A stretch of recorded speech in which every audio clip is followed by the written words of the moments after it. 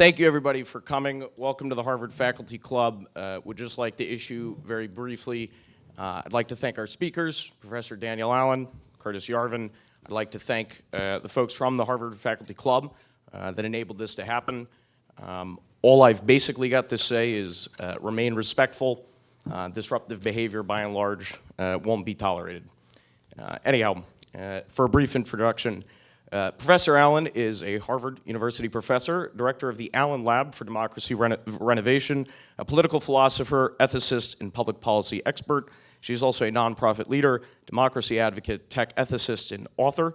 Her work can be found in The Atlantic, as well as The Washington Post, among other places. She led Harvard's Edmund and Lilly Center for Ethics previously, developed the roadmap to pandemic resilience during COVID, and ran for Massachusetts governor back in 2022.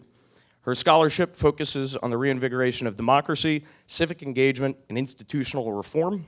Her most recent book, Justice by Means of Democracy, underpins this with The Radical Duke, forthcoming in 2026, if I have that right.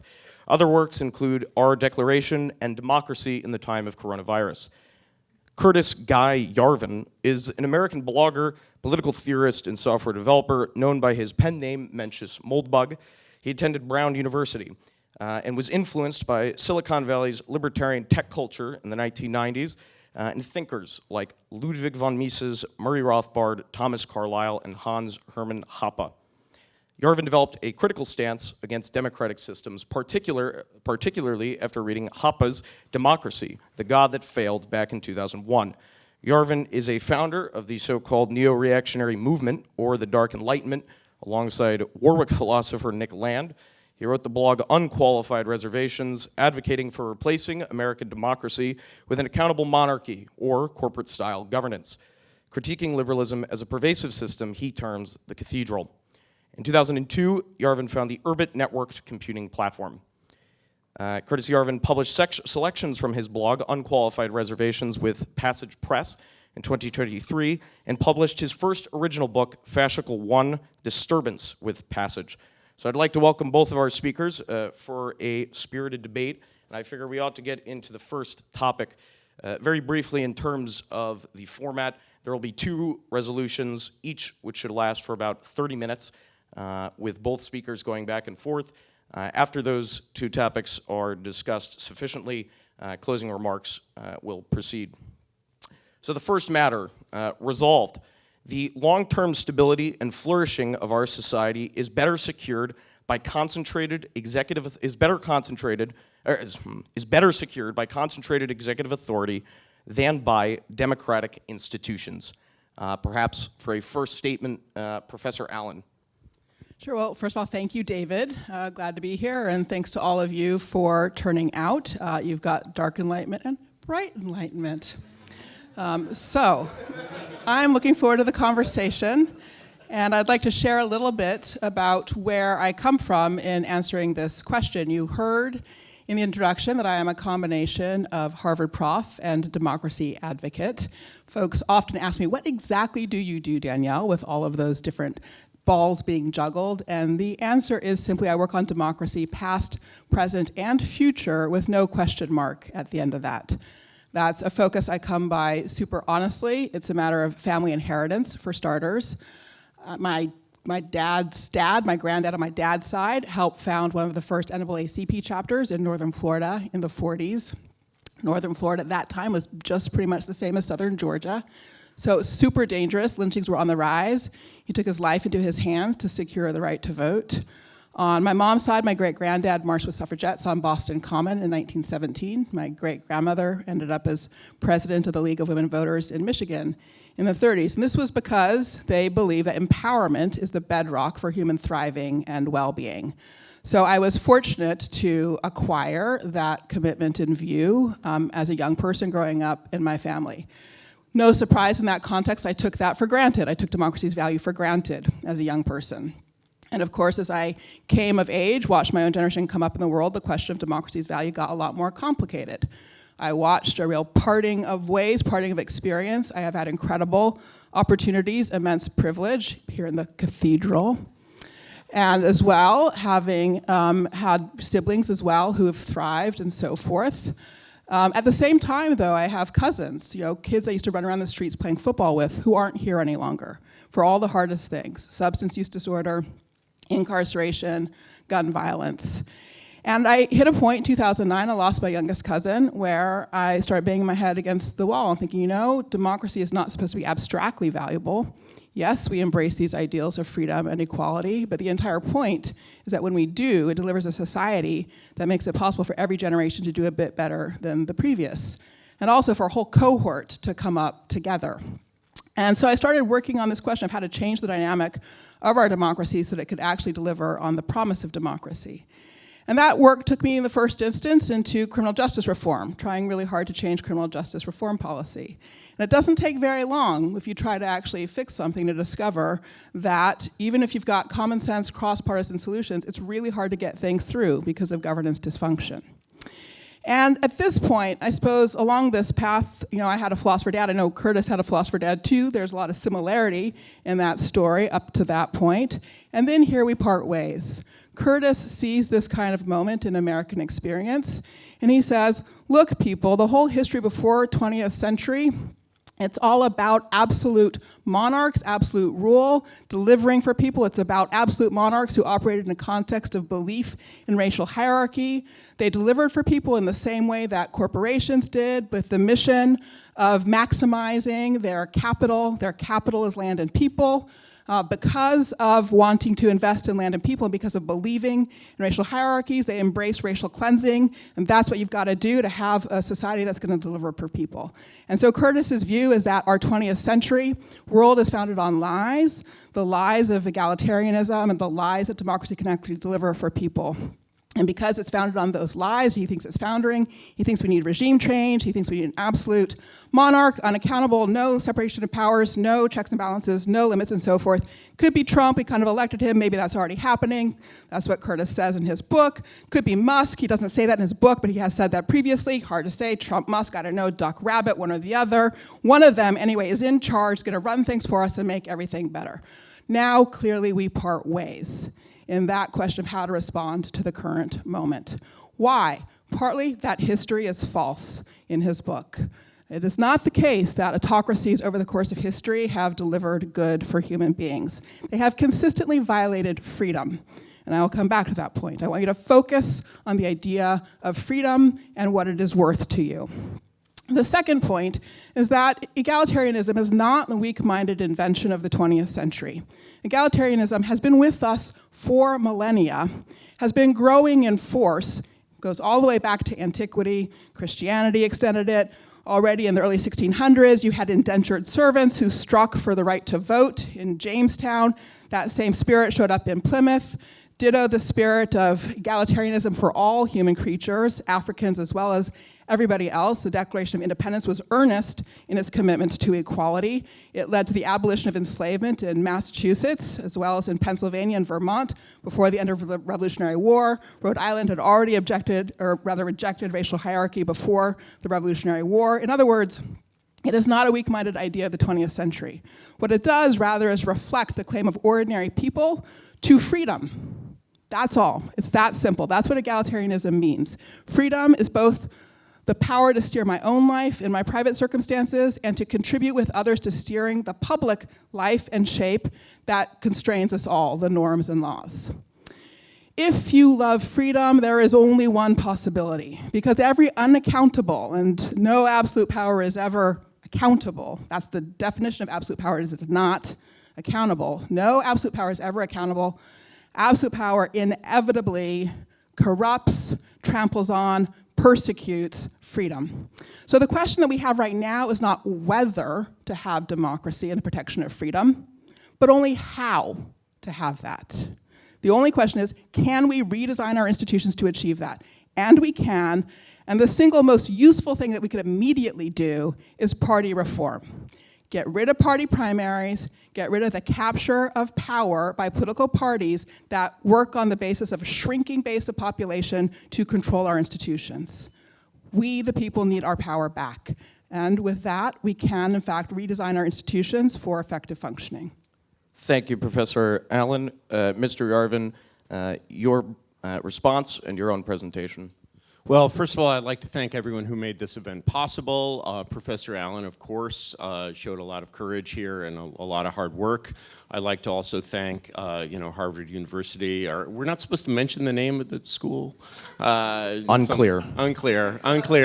I'd like to thank everyone who made this possible, including the school where we are, including Passage Press, my publisher, including the John Adams Society, woohoo, out there in the public. And yeah, I think it's sort of a great opportunity to kind of test my views against Professor Allen. I guess I would say, I grew up in a sort of very different context. I grew up inside what's called the deep state sometimes, because my father was a foreign service officer and my mother worked at the DOE, and my stepfather actually worked on the Hill for many years and now teaches at Hopkins SAIS.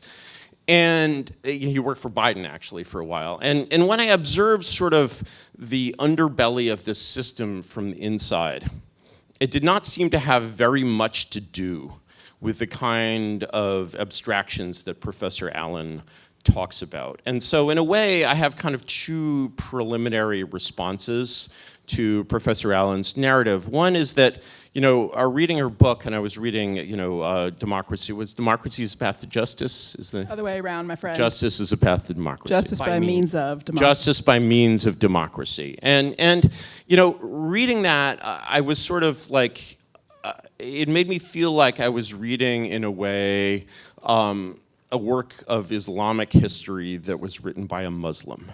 And I'm like, because this is someone who believes entirely in the system that she's describing. And so, not to, of course, have any negative discussion of the Muslim faith, but the thing is, if I'm reading a Muslim history of, say, the Abbasids of Damascus in the 9th century, written by a Muslim, I expect them to be very concerned with, is this the true caliph? Is this the real Islam? And so on and so forth. None of which, as a non-Muslim, are questions that really relate to me. And so when I read, for example, A Justice by Means of Democracy, I sort of notice every chapter starting with, there's no God but Allah and Muhammad is his prophet. And I'm like, I get it, this is what you believe in, but these abstractions seem uncorrelated with the realities.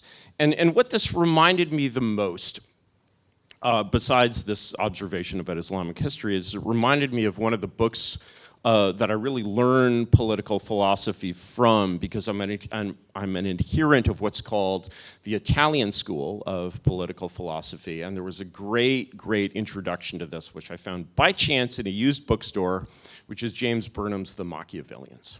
And The Machiavellian starts with, I think, one of the great political essays of all time, which it is a takedown of Dante. And it is a review of Dante's book, De Monarchia.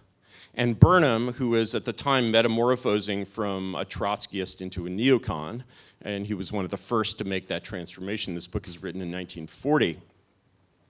Looks at this, he reads De Monarchia, which is a book of political theory by none other than Dante, and he summarizes the arguments of De Monarchia in a way that sort of describes these kind of very, very lofty abstractions. And then he's like, all right, you can't even process these abstractions, let's process the reality. And so the reality is, instead of talking about abstractions, what Dante is really talking about is the conflict between two political factions, known as the white Guelphs and the black Guelphs, I believe. And all of these abstractions are basically Dante's way of saying, I forget if it's the white Guelphs or the black Guelphs that Dante is a member of, but it sort of reduces to a very specific set of political behaviors. So I think when I looked at sort of the reality in which I lived, I noticed sort of abstractions like democracy that are used in ways that, seem very I think tendentious is not too difficult to word. And so, for example, when I read Professor Allen's definition of democracy, she seems to define democracy, almost the word, the symbol, as a good. And then defining the symbol, what constitutes democracy, it's not simply having elections, it's principles like difference without domination, it's basically principles of you can't be a democracy just having elections and electing leaders who, take office and exercise power because they won the election. That's not democracy. Oh no, democracy is sort of all of these intangible things that go along with this. And I'm like, is this the world's longest case of no true Scotsman? Because actually, if I'm going about to defining a Scotsman, I might say it's someone who was born in Scotland, or someone who's a Scottish citizen, or sort of simple cases like this. And when I define democracy, I'm like, there's a very simple question: how democratic is this country? And my answer to that is simply taking this, not, going back and separating the is-ought distinction and saying, I'm like, how much power do the voters have? If the voters have no power at all, for example, in the EU, they'll frequently talk of the democratic deficit, indicating that actually the parliament, the European Parliament that's elected by the voters, is almost entirely symbolic and has no power. And actually, the real Europe is run by the European Commission, which is accountable to nobody, like the Supreme Court. And so actually, or like Harvard. And so, what we see people defending when they defend democracy, so-called, is they'll use terms like civil society, or they'll say our institutions. And these things seem to me to have nothing at all to do with giving power to elections. So, for example, I may be somewhere in the book, but I did not find any recognition in Professor Allen's book of the fact that the House of Representatives, the so-called home of democracy as defined by the founders, has a 98% incumbency rate. Or that if you're a freshman representative in the House of Representatives, you start at the very bottom. And so actually it seems to me that if I look at the real Congress, this is actually a buffer against democracy, against populism, as you might say, because when I hear the word populism, I view that as a synonym for democracy, and no, I don't think of it as a good thing. And so actually that difference over the meaning of the word democracy seems to me to be what we should focus on tonight. Professor Allen, your response? Well, for starters, I appreciate so much that you've understood that there's conviction in my book. You're quite right that there is conviction in my book. Nihilistic narcissism is not my jam. Maybe yours, it's not my jam. So, let's talk about democracy specifically. And in order to do that, we have to dig deeper into the meaning of freedom and also the meaning of equality and precisely what it is we're trying to protect. As I begin to do that, let me though also say, I also think there's a problem with the incumbency rate, for sure. Why did I highlight party reform? Precisely because we don't really have competitive elections any longer. So I agree that in many ways our democracy is not functioning to the standard of democracy. Again, that's where we agree. The divergence is in whether the question is regime change to unaccountable CEO monarchs, Trump and Musk, or renovating our democracy. Now, again, back to the root and to the meaning. One of the things that Mr. Yarvin likes to focus on and insist on is that human difference is fundamental and that we should organize our way of thinking about society based on structures of, again, racial hierarchy. And he introduces DNA as the proof of that point. Now, and he introduces these points as refutations of egalitarianism. Egalitarianism precedes human difference. There is no such thing as human difference without the category of the human, right? Now, what is it about the category of the human that we are all members of? That category captures the fact that each of us is a judging creature. We have moral capacity, and we're all trying to make tomorrow better than yesterday. We choose moment by moment, day by day, because we're trying to make tomorrow better than yesterday. In choosing being moral creatures, we are activating our freedom, expressing our desire for it. It is the core of our basic human dignity and what requires protection in order to achieve human flourishing. That is the fundamental ground, the conviction So yes, there is conviction in my book, 100%. But that conviction is grounded on recognizing, again, that human equality precedes human difference. Now, this is not to say that we are all the same. To the contrary, we come in all kinds of different sizes and shapes and colors and capacities and etc. We are so various, and that is the beauty of humanity. But we can talk about and appreciate human difference only because of human equality. And then also we have to recognize, of course, that groups are changeable and various, that how people connect evolves over time, and it is impossible to say what strivings and what talents land where within the population. And the only way we can maximize the value of human beings is to maximize our protection of freedom. That's it. And so, what protects freedom? Governing ourselves in our private sphere and governing together with others in the public sphere. And there's only one name for that, democracy. All the rest is a question of engineering. That is what he's really asking about, Mr. Yarvin here, is really asking questions about engineering. And yes, we have a heck of a lot of engineering improvements to bring to our democracy. Mr. Yarvin, a question for you. Obviously, this topic of accountability within your proposed system, that's obviously a question everyone has. You know, how you deal with that problem, namely, how do you make some kind of strong executive, how do you hold him accountable, properly speaking? I thought that was the second part of the debate. No, the second part's about Harvard itself and what Harvard represents, and you know, in all right. this Well, sort of elite formation let institution.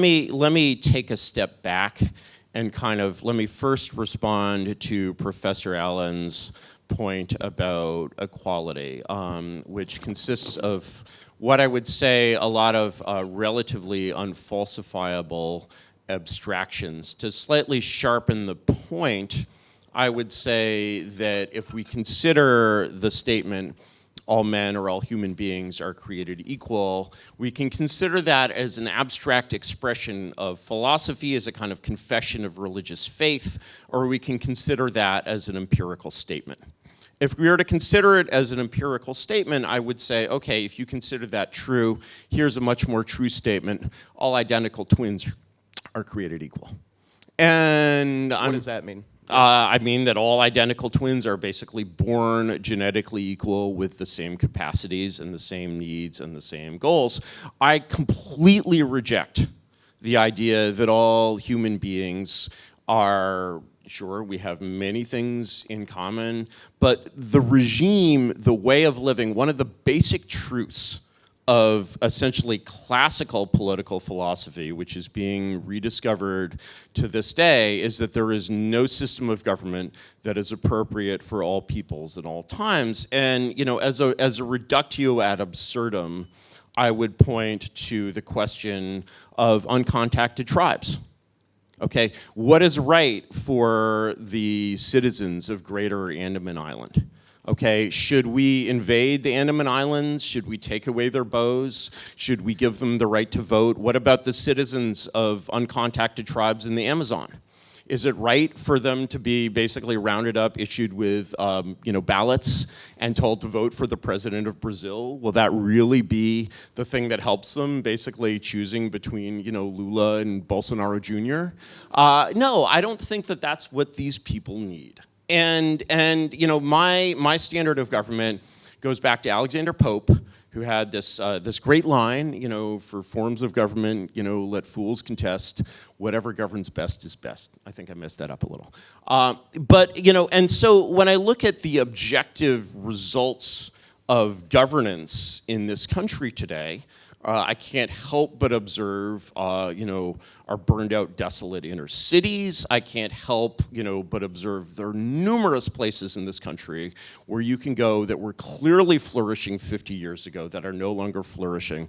And in my standard of government, I basically return to Thomas Carlyle's idea of the condition of England question. And this is an explicit kind of renunciation of statistics. You say that, when you consider the condition of England or the condition of anywhere, look at them and say, how are these people living? Is the government helping them to flourish? Is it helping them to live well? I think one of the things that I noticed most closely in Professor Allen's work is that there's this returning emphasis to what might be called a positive liberty, or the liberties of the ancients, which is essentially this idea that exercising political power is a matter of birthright and is a matter of being very important to the nature of a human being in a civilized society. I'm with Charles I on this, who said, a subject and a sovereign are clean different things. I actually believe that there is a natural desire for political power that is essential not only in our human ancestry, but actually in our simian ancestry, because we observe that chimpanzees live in a very similar way. If you want to be a chimpanzee who spreads his DNA, you better be the chief chimp. And so this desire for power, this importance, this sort of lust for mattering. Everyone who writes an admissions, essay to Harvard, wants to make an impact on the world. They want to change the world. They want to do all these things. They want power. And for me, that desire for power, which seems to Professor Allen to be a very positive thing and a thing that is entirely benign, I see that actually as a kind of lust, really almost as a sin that is sort of caused great damage to the world and the lives of those now living. I assume you'd like to respond. I will. Is there time still? Yep. Alrighty. No, I would like to, because I'd like to clear up a couple of confusions. So the first is about the term equality, and the second is about the term power. So, for starters, equality. Equality comes in a variety of forms. It's really important. Anytime somebody wants to talk to you about equality or egalitarianism, ask them what kind of equality they mean. They may be talking about human moral equality. They may be talking about political equality. They may be talking about social equality. They may be talking about intellectual equality. They may be talking about economic equality, etc. In other words, you don't know what somebody means by equality or egalitarianism until you ask them precisely which concept of equality they're using. Human beings are morally equal in the way that I described. We are all members of the same species. Even those identical twins are morally equal to each other. They are also equal to each other in some other ways that most other human beings are not equal to each other in, but let's not confuse our different concepts of equality. That's really important. And again, anytime you hear anybody critique egalitarianism, ask them to account for what account of equality precisely are they critiquing. And if they can't offer an accurate account of the theory of equality or egalitarianism they're critiquing, you should pass that argument by. So that's the first point. Can I ask a quick check on that? No, let me make the second point, and then you can come back, because you had a lot in what you said. So let me just make the point about power. Couple different categories here. Freedom, self-government, power, and domination. What Mr. Yarvin is attributing to me in the treatment of power is actually the concept of domination. Yes, human beings are beset with a drive to dominate others. We watch that all around us all the time. We're probably watching it in this debate right now between the two of us, coming from both of us in relationship to each other, for sure.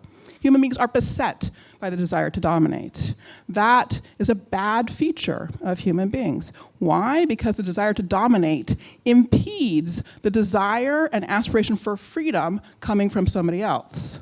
The goal, as we seek to protect and support human flourishing, is in fact to achieve spheres of agency for ourselves, for all of us, that we all are able to be full agents. And there is only one way to do that, again, by protecting our private sphere and by giving us the opportunity to co-create the public sphere. It is the only solution to the problem of domination. So no, when I am arguing for political equality, I'm not arguing for domination. I am arguing for a sharing of power in order to protect freedom for all of us morally equal human beings. On moral equality and power is fine. On moral equality and power. So sort of trying to tease apart some of these, I would say, relatively tendentious definitions. First of all, there's a useful thought experiment here. Surely Professor Allen would not expect, extend the principle of moral equality to chimpanzees. And yet chimpanzees are our cousins. They are, completely related to us, all of us except, I would imagine, except Darwin in this room. And there is, of course, a continuous genetic chain of linkage that traces us back to our simian friends. And so, you know, one of the things, and actually of all people who observed this, it was Stephen Jay Gould, the communist evolutionary biologist, who observed this. Harvard communist evolutionary biologist, you know, and you know, Marxist at least, you know, and you know, he observed, you know, a curious fact, which is that actually there are a lot of missing links between us and the chimpanzee. There's Homo habilis, there's Australopithecus, you know, afarensis, you know, and we would have a lot of trouble if those more divergent forms were living among us today of deciding, do they deserve moral equality? And so my question, my sort of thought experiment question for Professor Allen is if we were able to decode the genome of, let's say, Homo habilis, who lived, you know, 2 million years ago, and somehow implant that in a human cell like those dire wolves you keep hearing about, and would that be a being with this moral equality that Professor Allen describes? Because if basically, if humanness is a Boolean quality, as we say in computer science, if it's 0 or 1,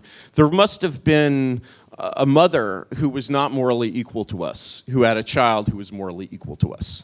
And I'm curious as to how that process worked and how her theory deals with that. Secondly, when it comes to power, you know, it's very interesting. We've heard Professor Allen, you know, praising humanity to the skies here, but then we discover that actually this very essential element of human nature, the desire to dominate, you know, the libido dominandi, as they say, is an essential quality of humanity, and Professor Allen thinks it's bad. She actually wants to reform humanity. She wants to create what used to be called the new Soviet man that would not have that desire. What I observe when I take Aristotle's 3 forms of government, monarchy, oligarchy, and democracy, the rule of the one, the rule of the few, and the rule of the many.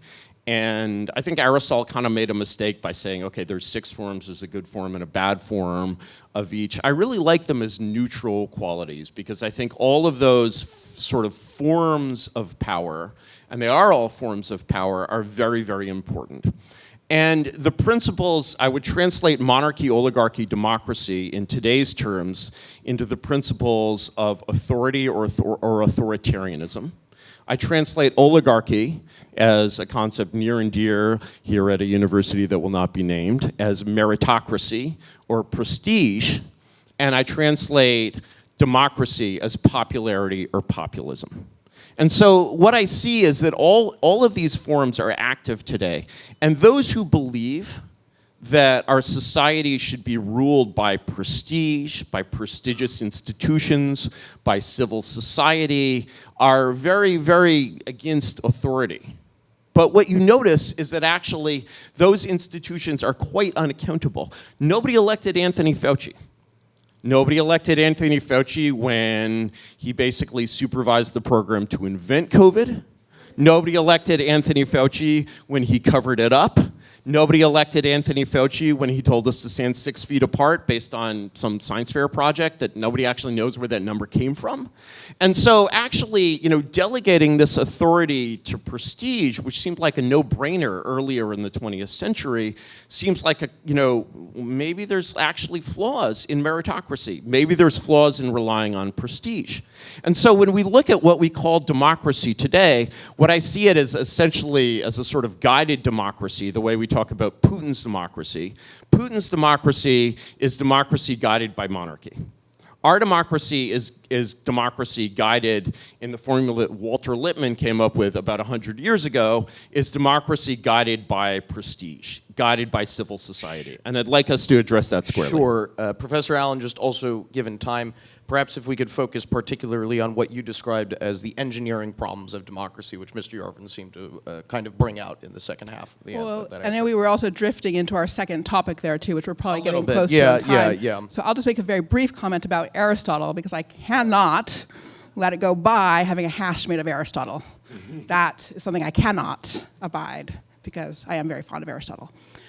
So it's really important. Those 6 forms matter a lot in Aristotle: monarchy, oligarchy, and democracy. The division between the good and bad is the difference between rule for the sake of the people who are ruled versus for the sake of the ruler.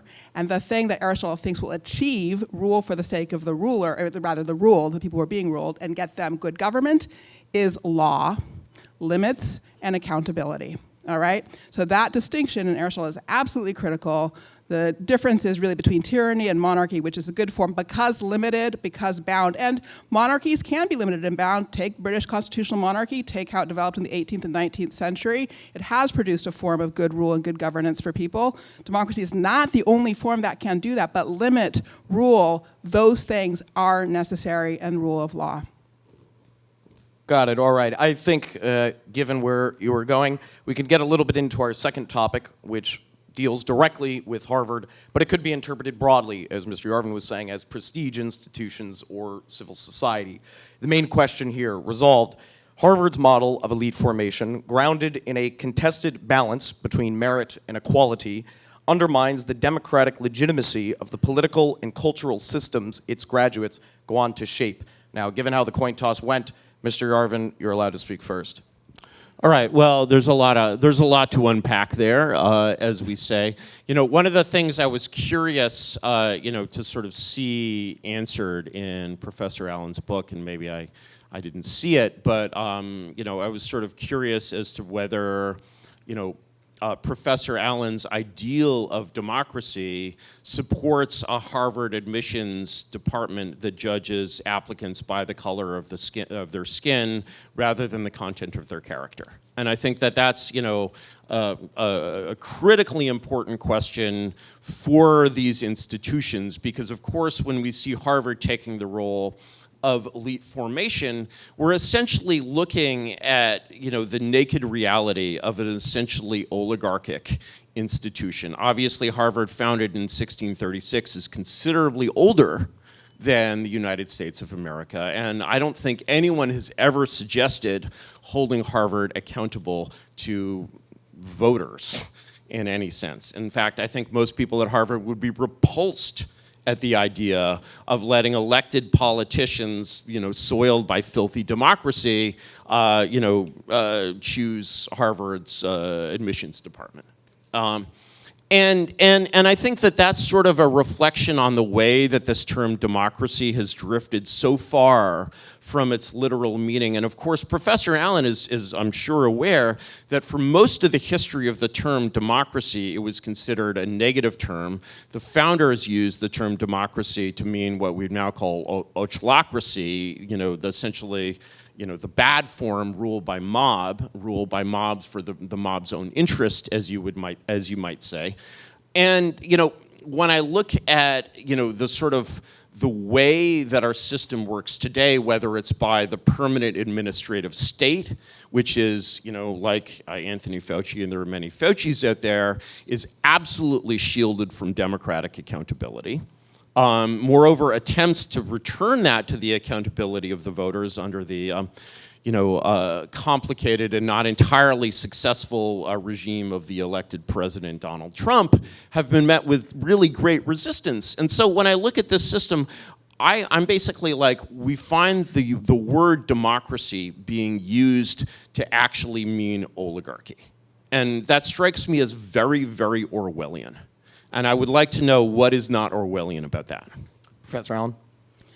Well, there is a lot to unpack there, as Mr. Yarvin said. So maybe just let's get some facts laid out first, and then we can come to the question of what we should all be hoping for from our great universities. So Massachusetts is in fact the actual founder of Harvard College and has the final authority for Harvard College.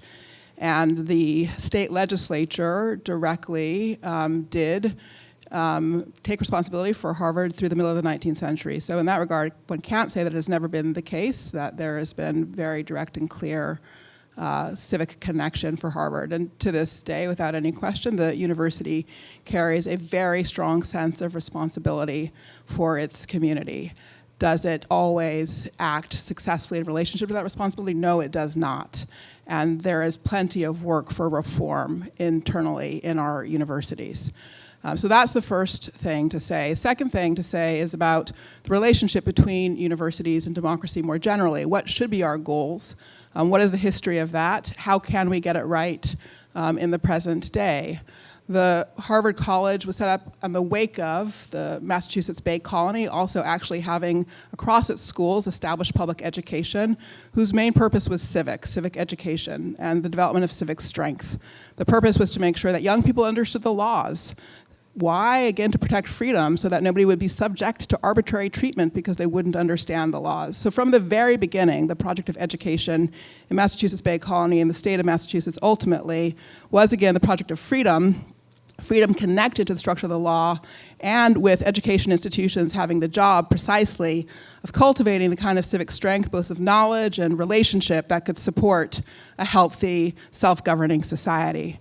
Now, this idea was not just an idea of the colonies, it was also an idea that George Washington was, again, one of the first people to pick up. George Washington wanted to found a national university, and in his aspiration for that university, it would have people from every single state there. That is to say, he sought geographic distribution because his belief was the education that would yield civic strength for a healthy republic, a healthy constitutional democracy, would in fact weave together peoples from across the country.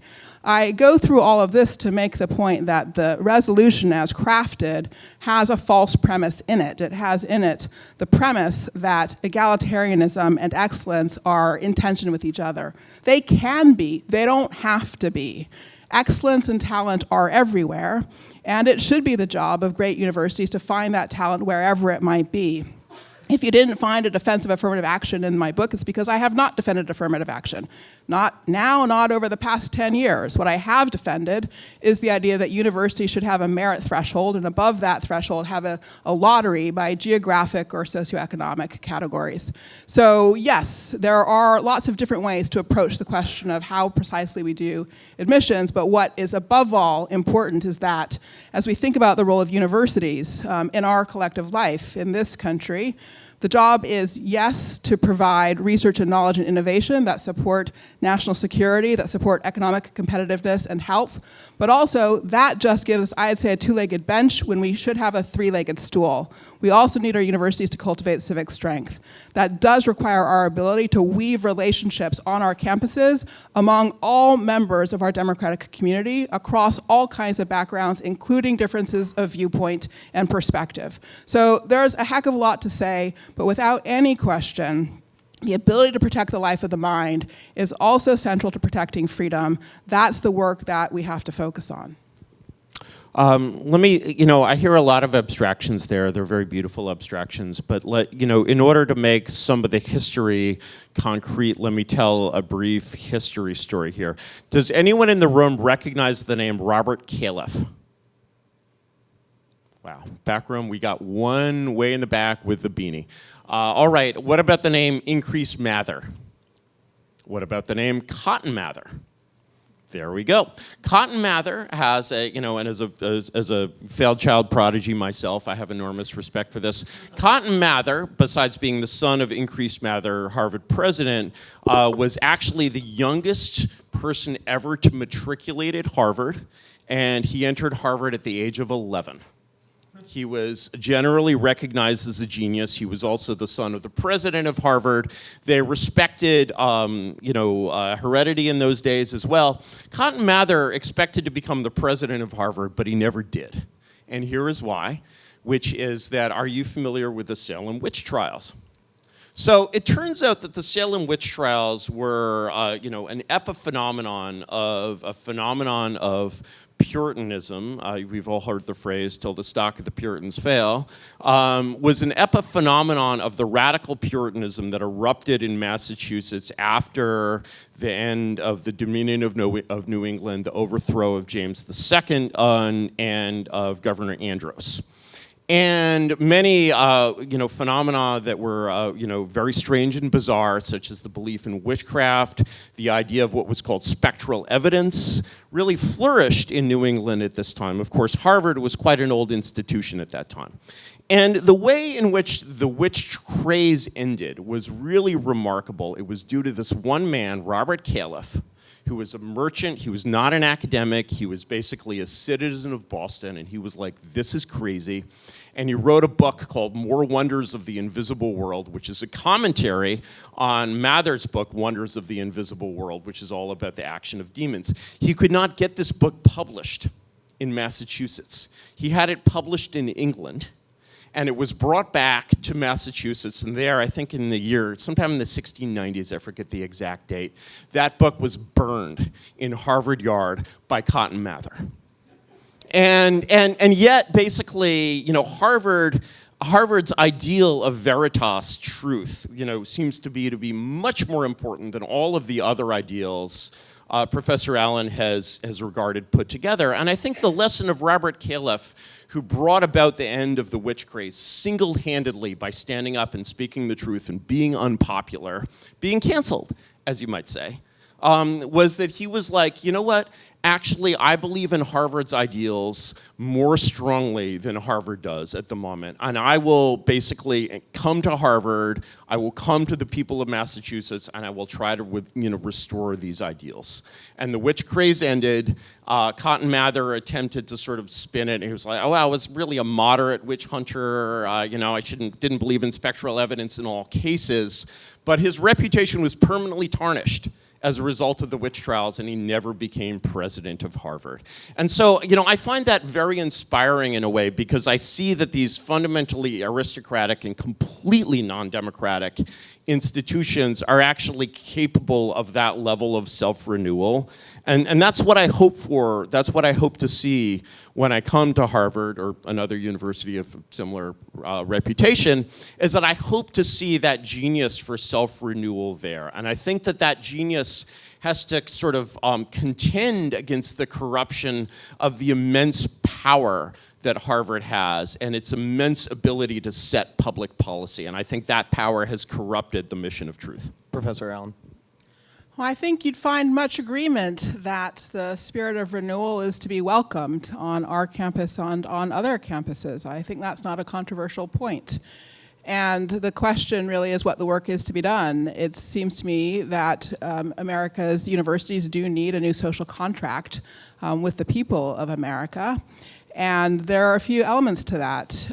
For starters, it is important that as a part of working on that renewal, we also all recognize the importance of defending academic freedom, freedom of inquiry, and the private rights, constitutional rights of civil society institutions. I will use that phrase, civil society, universities being anchor to the fabric of civil society, and civil society being, in fact, the space for freedom.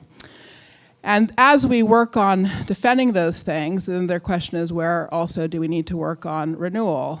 We have fallen short, I would say, because of the problem of technocracy. The problem of technocracy is the problem of expertise disconnected from real realities, what people are experiencing, and without the humility that goes with making recommendations for the world at large, the inability to test them appropriately with the full range of stakeholders and perspectives. That is something that we do need to improve on without any question. We also certainly need to improve on our ability to provide opportunity and to establish clarity that there is fairness in our procedures for admission. I've already alluded to my own approach, an approach I've been arguing for more than a decade. But with regard to opportunity, we have to tackle the problem of cost. I believe we ought to be experimenting with 3-year degrees instead of 4-year degrees, which would bring the expense burden down considerably, quite rapidly for families. We would also be able to have more people come to campus if we were able to deliver an education in 3 years. And that would give us the opportunity both to serve more, but also to connect more broadly across the fabric of our country and our society. And then lastly, I'll repeat myself, I think we really have to be able to educate for civic strength, and that means beginning the picture of our education, our work, by recognizing that our context and our goal is to be oriented by the ideal of pluralism. We are a pluralistic society. We bring to our campus people from all backgrounds, of all kinds. We're diverse in our identities and our ideologies. And in that context, the goal is to develop a culture where we're capable of civil disagreement, mutual learning, hard and difficult discussions across lines of difference, and able to cultivate, I would argue for, a culture of mutual commitment to one another, holding each other with mutual respect, but also shared commitment to constitutional democracy, constitutionalism, rule of law, nonviolence, and full inclusion. So that is all work I think we need to do to establish a new social contract between ourselves, Harvard, and the rest of America's universities, and the American people. Perhaps on the point of technocracy within prestige institutions like Harvard. Sure. Well, I don't believe in pluralism. I believe in veritas. And to the extent that pluralism between truth and error is no pluralism at all. On the subject of pluralism, though, I would say that there's a line from Burke in that a constitution is a contract between the dead and the living. And one of the things that we see basically in our own time, and one of the things I was very shocked to discover by just getting into a lot of the primary reading ourselves, is the immense narrowing in the set of permissible political and social perspectives that has taken place not just in this country over the last 10 or 20 years, but over the last 100, 200, 300 years. There are many, many perspectives that are simply no longer represented in this world that were, I think of, the trial of Julius Evola after World War II, where he said he was charged for his convictions, and he said, "My convictions are only what everyone considered right and natural before the French Revolution."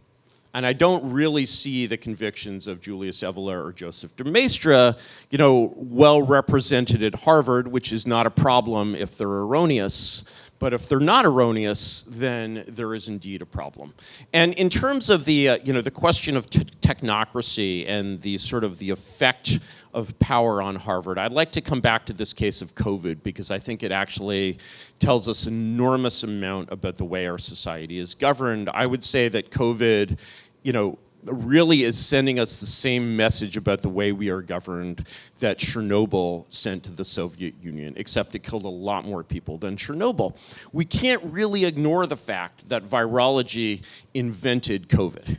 We can't really ignore the fact that the best virologists, the top virologists, both created it and covered it up. And when we look at the cause of that, blaming individuals, scapegoating individuals, saying, oh, this is Fauci's fault, I don't believe that at all. I believe that it is actually a fault of the system.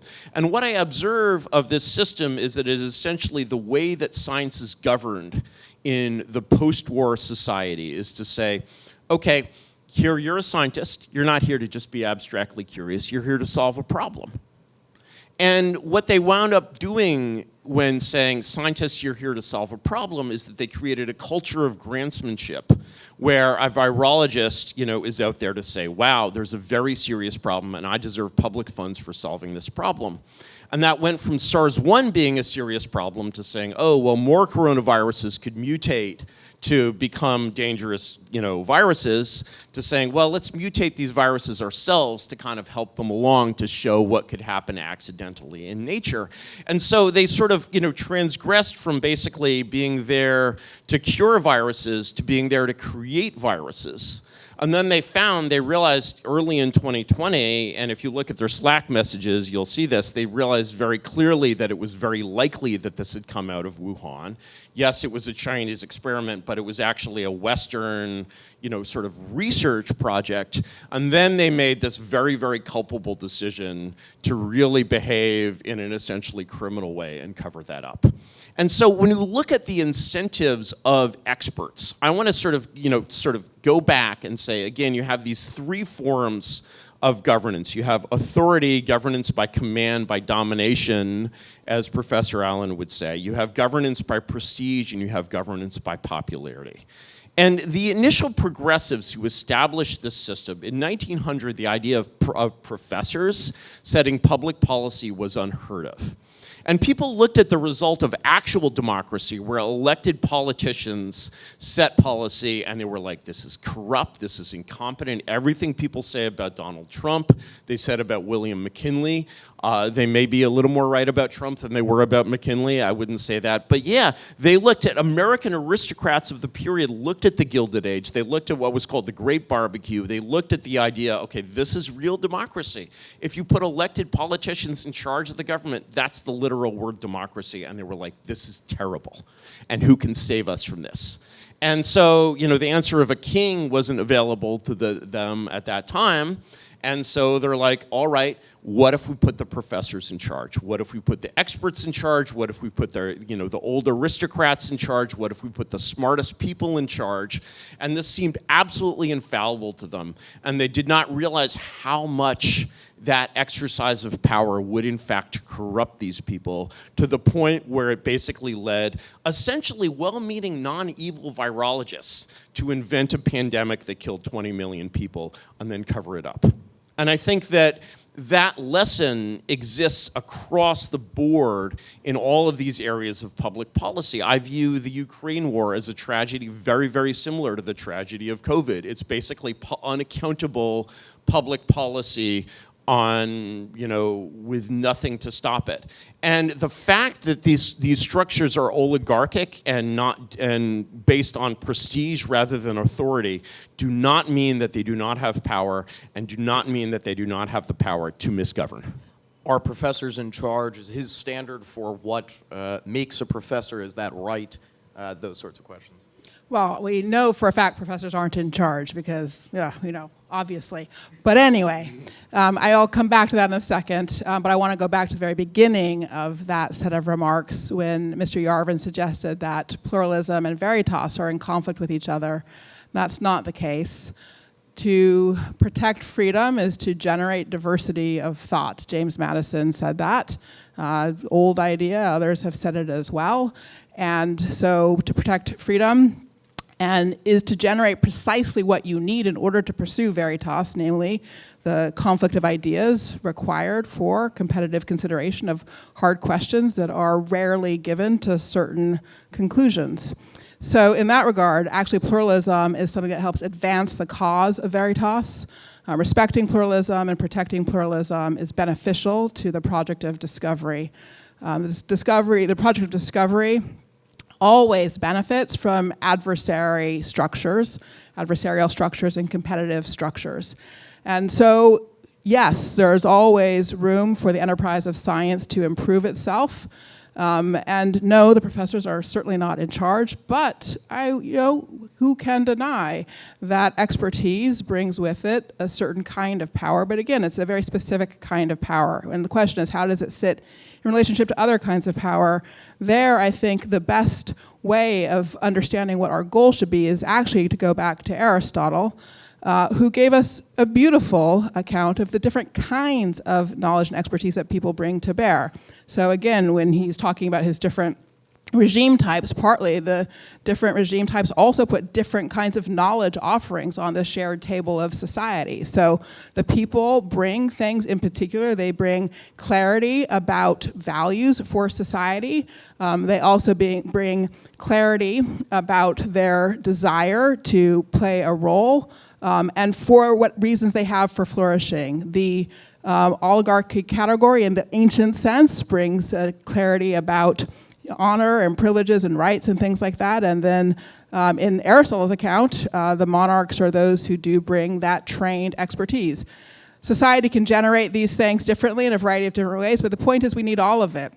We do actually need the clarity about values that come from the perspective of ordinary people. We also need trained expertise. We also need to ensure that the pathway to participating in that world of trained expertise is broadly open, and that is a competitive pathway, and that the work that comes out of it is developed in competitive and adversarial structures of engagement. So at any rate, that was a mouthful, I realize, but no, in general, professors are not in charge. But expertise and ordinary knowledge, the knowledge of common people, can work well together when we build the right structures for pulling them together. Let me hone in. It seems like I feel like this debate has been a success because we've honed in on what I would say is the most important point, which is essentially the functioning of the marketplace of ideas. And the marketplace of ideas, when it works well, is essentially a Darwinian system in which good ideas, exactly, I don't like using the word that starts with a D, but in which you have a variety of ideas, like mutations in a Darwinian system, and it's the survival of the fittest. And those systems work well when the definition of fittest is actually the definition that you want.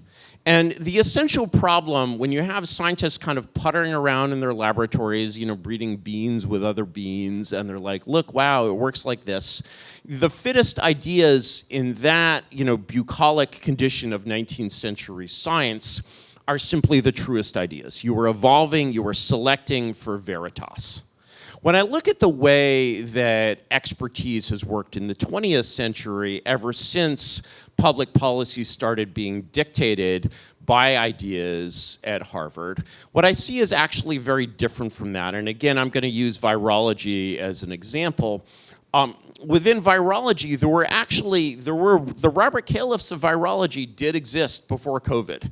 And there were actually people who very bravely stood up and said, no, you should not be doing gain-of-function research. There is actually nothing to be gained from gain-of-function research. We found that actually nothing was gained at all from this research when COVID was created. They were like, we're going to predict these emergences of viruses. Okay, you predicted it. It happened. Now what? Did you learn anything? No, you didn't. Right. And actually, what you find is that what you're evolving for in basically the system of grant-funded science is science that gets more grants. And so gain of function, imagine being a biologist who's against gain-of-function research. You were not a team player. You were trying to deny grants to all of your friends. You were saying, don't work on this. And they're basically saying, look, but I have this beautiful research that I'm doing, and it's explained by this idea that sort of the 1918 flu should be a problem. So let's go and reinvent the 1918 flu. Actually, I forget the name, but something very disturbing happened in the supposedly anti-academic Trump administration, which is, I think, the deputy head of NIAID, the Infectious Diseases Institute, is actually the gain-of-function guy who recreated the 1918 flu, which hasn't gotten out and hurt us yet, but very well might. And so, when I look at this, I'm like, wow, if the professors aren't in charge, even electing Donald Trump doesn't seem to have stopped the gain of function, basically, world. What I see is the gain of function research, like so many other research programs, has a built-in bureaucratic advantage because it generates funding. And there are so many basically directions in research and public policy where it is not the direction of veritas, that wins. It is the direction of, if you'll excuse my Latin, monetas. And that money is not, it's not corporate, bribery or whatever. It's just the fact that everyone in science, and this is, by the way, the reason that I personally dropped out of science, is that I realized that to be a good scientist today, to be an effective PI in the system, you have to be an empire builder. And I'm just not an empire builder. It's just not me, right? And so what we have is this generation of very effective bureaucrats, the Faucis, the Ralph Barracks, the Peter Daszaks, the people who really, honestly, right now should be in jail for what they did. And instead, they have suffered little or no harm. EcoHealth Alliance, which basically ran, the research program under Peter Daszak, was disbarred, or, they can't get grants anymore. Peter Daszak is like, fine, we'll shut it down. We'll start a new organization, different name, should be fine. Actually, these people seem profoundly unaccountable. And if you look at the processes that gave them power, and really the power to create COVID, they seem very, very corrupt. And I see essentially many, many things. Who benefits from expansion of NATO to the east? Well, I don't know who benefits, but I know a lot of people have died. How's that working out for you, Ukraine? When I look at the social policies of the 1960s, which were supported by almost all academics. And I look at basically, Professor Allen was talking about the legacy of devastation that these policies have left over the last 50 years. They were all approved by the best social scientists of the time. I see the same effect where this system is not evolving the best and truest ideas, it's involving the most powerful ideas and, in a way, the most pernicious ideas. And I can't help but relate that to Professor Allen's belief that positive liberty, in other words, power, is an essential goal of human nature. Sure, your response, Professor Allen, whether or not what he said is factually or historically correct, if there's something structurally wrong which is producing what he claims to be the case about professors and academic elites of that sort? So there's a lot there, so I'm not going to respond to the whole picture there. I think that's not what our resolution is about. But I will say a few things. I mean, for starters, science is a hard enterprise, and science is also a bureaucratic enterprise. Both of those things are true simultaneously. Scientists do work according to a set of norms for inquiry that are of a very high standard, is short of it. And they hold each other to a very high standard, and they do put each other under intense competitive pressures. Is it possible that bureaucratic pressures are also affecting how science unfolds? Yes. Should science take a look at itself and consider how it's doing its work? Yes. I think all those things are the case. But sciences generally have established very high standards for their work and maintain a commitment to testing and evaluating what they're doing. But I think the important question here, more broadly, just to bring us back to our original resolution, is whether or not this university in particular is in a place where it can do work that is for the good of our society. And the answer to that question is yes. And the reason for that answer is because we are very clear about core values. Those are values of veritas. They are also values of pluralism. Again, those things are mutually supportive of each other. And it is possible both to stand up for and defend values of academic freedom and intellectual freedom, and also to put yourself on a path of reform and renewal.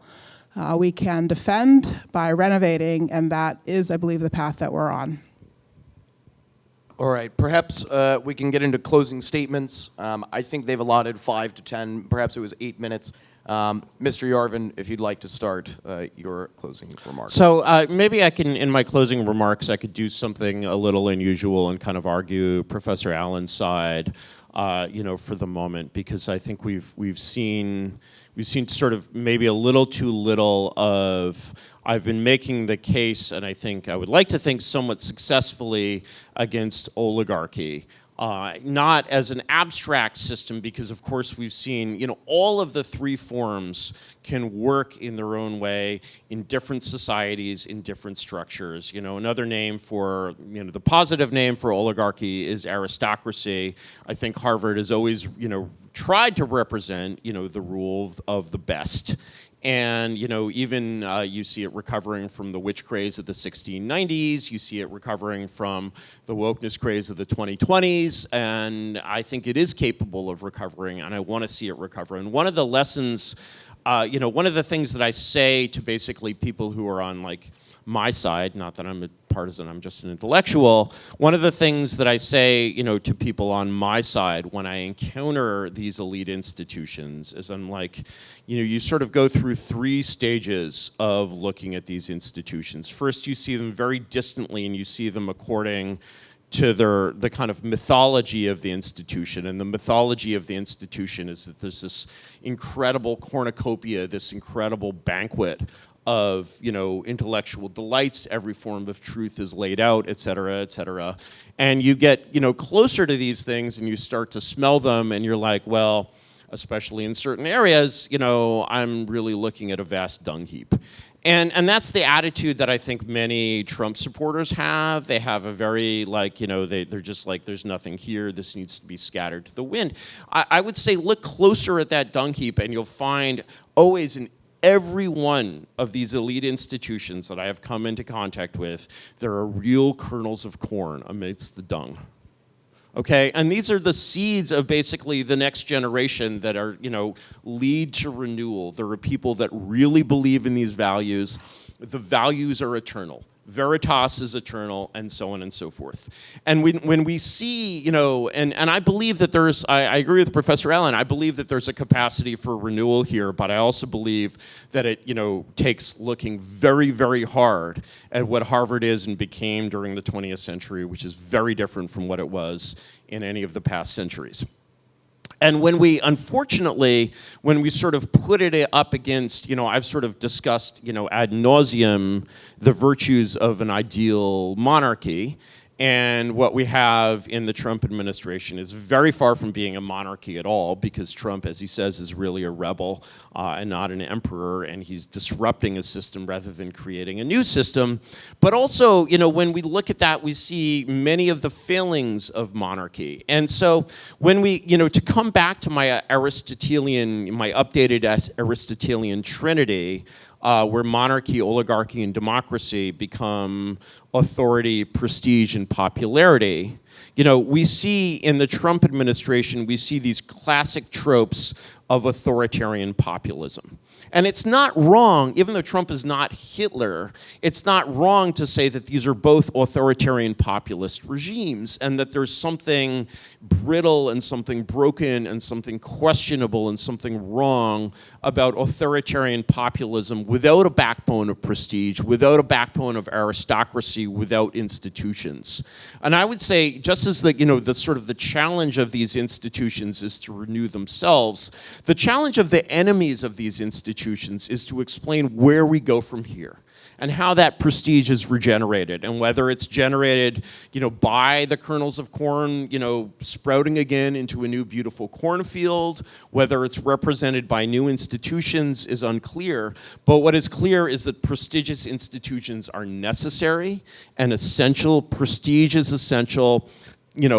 Democracy in my strict meaning of the word democracy, populism is not enough, authority is not enough, veritas is necessary, institutions are necessary, institutions that filter truth from error through our Darwinian process, which is the ideal of science, which is a very, very valid ideal, are necessary. But when you see science being filtered for power or for empire building rather than for veritas, there are many, many examples of this in science that do not involve killing 20 million people, that just involve, wasting a lot of time. I guess I always use the amyloid hypothesis as my example of that.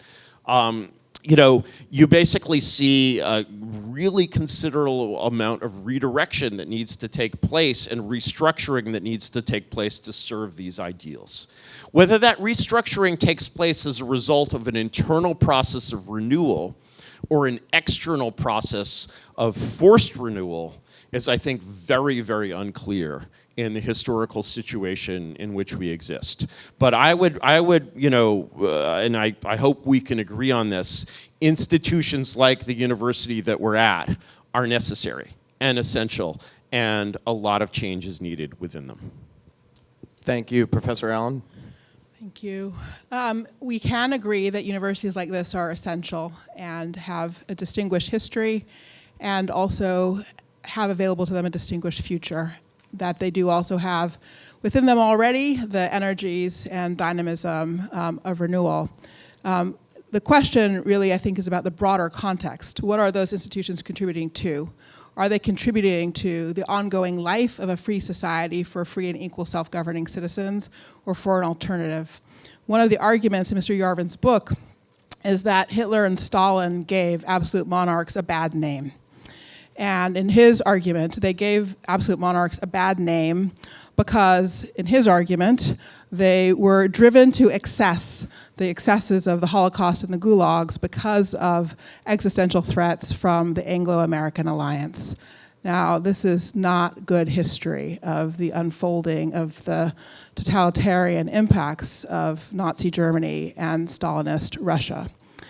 So I say that to make the point that as we consider the future of institutions of civil society, we have to be equally clear-eyed and honest about what we can and should desire in our political institutions. Absolute monarchy is not a path to the protection of freedom. In that regard, we need the same thing both in our political institutions and in our civil society institutions. We need renovation in our universities, we need renovation in our democracy. But in both cases, we should absolutely preserve the anchors for human freedom. Well, thank you very much to both Professor Allen and Mr. Yarvin. I believe right after this, we'll have food and drinks just across the hall, if I have that right. We have it until 10 p.m. Thank you all very much for coming out, and see you all soon.